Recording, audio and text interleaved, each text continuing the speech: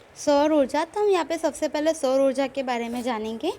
सूर्य पृथ्वी की सतह पर ऊर्जा का मूल स्रोत माना जाता है। वह वर्ष दरमियान अधिकतर दिन प्रकाशित रहता है। सौर ऊर्जा के कारण समग्र पृथ्वी पर जीवावरण जीवंत रहता है। सौर ऊर्जा की तकनीकी द्वारा भारत में काफ़ी प्रगति हुई है।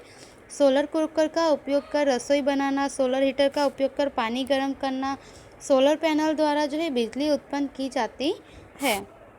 तो यहाँ पे हमें बताया कि जो सूर्य है वह पृथ्वी की सतह पर ऊर्जा का मूल स्रोत माना जाता है और वह वर्ष दरमियान प्रकाशित दिन में प्रकाशित रहता है।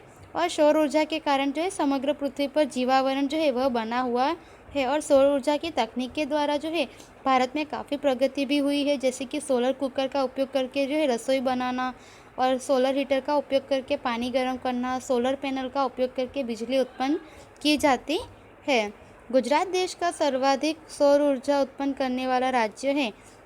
गुजरात ऊर्जा विकास एजेंसी ने चाणी वडोदरा के पास 10 टन की क्षमता वाला और शीतागार स्थापित किया है। वर्तमान समय में बिजली बिना के गांवों में रोड लाइट, खेतों में सिंचाई एवं टीवी के लिए सौर पैनल्स लगाई गई है। गुजरात के भुज के पास माधापर में समुद्र के खारे पानी का डिसोलिनेशन यानी मीठा पानी बनाने की क्रिया करने के लिए सौर ऊर्जा प्लांट लगाया गया है। आज देश में सौर ऊर्जा से चलने वाले उपकरणों का प्रचलन बढ़ा है। तो यहाँ पे हमें बताया है कि गुजरात वह देश में सबसे अधिक सौर ऊर्जा प्राप्त करने वाला राज्य बना है। और गुजरात यह गुजरात ऊर्जा विकास एजेंसी उसमें चाणी कि वडोदरा के पास 10 टन की क्षमता वाला और शीतागार स्थापित किया है। वर्तमान समय में बिजली के बिना गाँव है, रोड लाइट, खेतों में सिंचाई एवं टीवी के लिए सौर पैनल्स वह लगाई गई है। और गुजरात के भुज के पास माधापर के समुद्र में उसका समुद्र का जो खारा पानी है उसे डिसोलिनेशन यानी कि मीठा करने के लिए सौर ऊर्जा प्लांट लगाया गया है। तो आज हमारे देश भर में सौर ऊर्जा का उपयोग वह बढ़ रहा है। उसके बाद बताया गया है पवन ऊर्जा।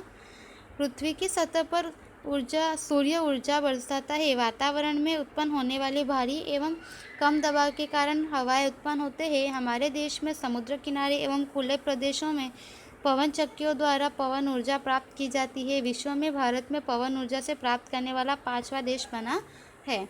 भारत में पवन ऊर्जा प्राप्त करने वाले राज्यों में से तमिलनाडु, गुजरात, महाराष्ट्र, आंध्र प्रदेश, ओडिशा, कर्नाटक, मध्य प्रदेश एवं केरल का समावेश होता है।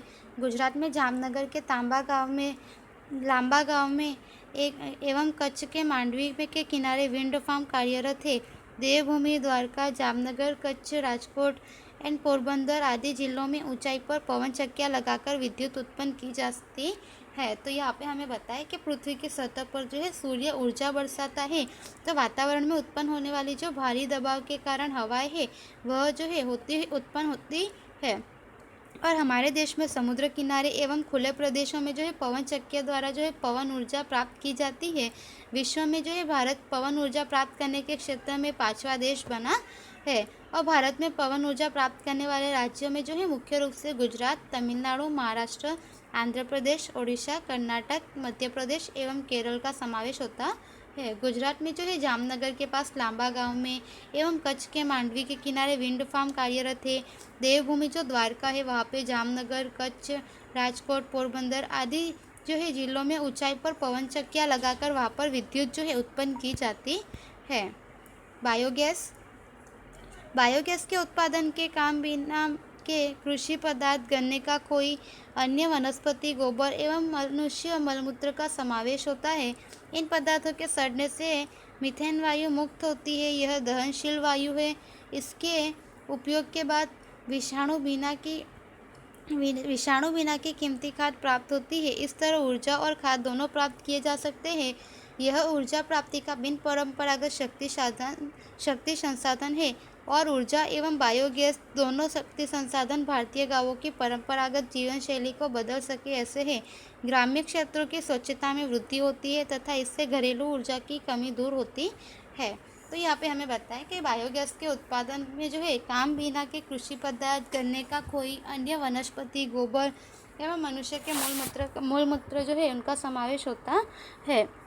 इन पदार्थों को सड़ने से जो है मीथेन वायु मुक्त होती है और यह जो वायु है यह दहनशील वायु है। इसके उपयोग के बाद जो है विषाणु बिना की कीमती खाद भी प्राप्त होती है। इस तरह से ऊर्जा और खाद दोनों प्राप्त किए जा सकते हैं। यह बिन परंपरागत शक्ति संसाधन का जो स्रोत है वह माना जाता है। सौर ऊर्जा एवं वायु ऊर्जा दोनों शक्ति संसाधन भारतीय गांवों की परंपरागत जीवन शैली को बदल सके ऐसा है। ग्रामीण क्षेत्रों की स्वच्छता में वृद्धि भी होती है। इससे घरेलू ऊर्जा की कमी भी दूर होती है। और उत्तर प्रदेश एवं गुजरात बायोगैस के उत्पादन में प्रथम एवं द्वितीय स्थान पर है। गुजरात में जो है सिद्धपुर के मेथाण में सबसे बड़ा आदर्श बायोगैस प्लांट बनाया गया है और यह जो है सामुदायिक स्वरूप में चलाया जाता है। अहमदाबाद में दसक्रोई में के तहसील में सदातल एवं बनासकांठा में दांतीवाड़ा में बायोगैस कार्यरत है। उसके उपरांत जो है व्यक्तिगत एवं सामूहिक स्वरूप में बायोगैस प्लांट की स्थापना कर उपयोग बढ़ाया जा रहा है। उसके बाद है भूतापीय ऊर्जा। पृथ्वी की सतह पर पृथ्वी की भूगर्भीय ऊर्जा गर्म फुहारे या गर्म पानी के झरनों के स्वरूप में बाहर आती है। गर्मी के कारण वह भाप में बदलती है। भाप पर दबाव के कारण मैग्मा के संपर्क में आने से भूमिगत जल में से ऊर्जा प्राप्त होती है, जिसका उपयोग कर भूतापीय ऊर्जा प्राप्त की जाती है। गुजरात में लसुंद्रा, उनाई, टुवा एवं तुलसीश्याम में गर्म पानी के झरने आए हुए हैं। इनमें से भूतापीय ऊष्मा ऊर्जा मिलने की संभावना है। तो यहाँ पे हमें बताया कि पृथ्वी की सतह पर जो है पृथ्वी की भूगर्भीय ऊर्जा, गर्म फुहारे या फिर गर्म पानी के झरने जो है वह स्वरूप जो है गर्म पानी के झरने के स्वरूप में पृथ्वी की गर्मी बाहर आती है और गर्मी के कारण यह जो है भाप में बदलती है। भाप पर दबाव के कारण मैग्मा के संपर्क में आने से भूमिगत जल में से ऊर्जा हमें प्राप्त होती है, जिसका उपयोग कर भूतापीय ऊर्जा प्राप्त की जाती है। और गुजरात में जो है लसुंद्रा, उनाई, टुवा एवं तुलसीश्याम में गर्म पानी के झरने आए हुए हैं। यहाँ पे जो है भूतापीय ऊष्मा ऊर्जा मिलने की संभावना है। उसके बाद हमें बताया है ज्वारीय शक्ति। सूर्य एवं चंद्र के गुरुत्वाकर्षण के कारण पृथ्वी की सतह पर आए हुए अधिकांश समुद्रों में ज्वार भाटे की सतत प्रक्रिया चलती रहती है। पानी की इस शक्ति का उपयोग कर मनुष्य ने बिजली प्राप्त करने का प्रयत्न किया है। ज्वार के पानी में शक्ति अधिक होती है। इसके साथ टरबाइन लगाकर विद्युत शक्ति प्राप्त की जाती है। 1910 में फ्रांस ने ज्वार भाटा की सहायता से बिजली प्राप्त करने की योजना शुरू की। भारत में विशाल समुद्री किनारे होने से ऊर्जा प्राप्त करने की संभावना बढ़ी है। गुजरात के कच्छ एवं खंभात की खाड़ी में इस योजना का प्रारंभ किया गया है। तो यहाँ पे हमें बताया कि सूर्य एवं चंद्र के गुरुत्वाकर्षण के कारण जो है पृथ्वी की सतह पर आए हुए अधिकांश समुद्रों में जो है ज्वार भाटे की जो प्रक्रिया है वह चलती रहती है और पानी की इस शक्ति का उपयोग करके मनुष्य ने बिजली प्राप्त करने का प्रयत्न किया है और ज्वार के पानी में शक्ति अधिक होती है। इसके साथ जो है टरबाइन लगाकर विद्युत शक्ति प्राप्त की जाती है। 1910 में जो है फ्रांस ने ज्वार भाटा की सहायता से बिजली प्राप्त करने की योजना शुरू की और भारत जो है यह विशाल समुद्री किनारे होने से इसने भी ऊर्जा प्राप्त करने की जो है यहाँ पे शुरुआत की और गुजरात के कच्छ एवं खंभात की खाड़ी में जो है यह योजना प्रारंभ की गई। उसके बाद में यहाँ पे जो है हमें खनिज संरक्षण के बारे में बताया गया है। मनुष्य जाति के अस्तित्व एवं विकास के लिए खनिज आवश्यक है। मनुष्य को खनिज संरक्षण के संदर्भ में कुछ तथ्यों पर विचार करना जरूरी है। संरक्षण किसे कहते हैं? खनिजों का मितव्ययितापूर्वक एवं सुयोजित उपयोग अर्थात कि खनिज संरक्षण। तो यहाँ पे हमें बताया है कि मनुष्य जाति के अस्तित्व के लिए जो है खनिज अत्यंत आवश्यक है। खनिजों का मितव्ययितापूर्ण एवं सुयोजित यानी जितनी आवश्यकता है उतना ही और उचित मात्रा में उपयोग करना, वह है खनिज संरक्षण। आज प्रत्येक राष्ट्र अपने विकास के लिए निर्यात बढ़ाने में प्रयत्नरत है। निर्यात बढ़ाकर विदेशी मुद्रा प्राप्त करने के लिए खनिजों का अनियंत्रित उपयोग हो रहा है। इससे खनिज संरक्षण जरूरी बना है। तो हमें यहाँ पे बताया गया है कि हम अभी जो है विकास और विकासशील देशों में जो है यहाँ पे प्रत्येक देश जो है निर्यात करके जो है विदेशी मुद्रा प्राप्त करने के लिए जो है खनिजों का अनियंत्रित उपयोग कर रहा है। इससे खनिज संरक्षण जो है वह जरूरी बना है। खनिज संरक्षण के उपाय कौन कौन से हैं?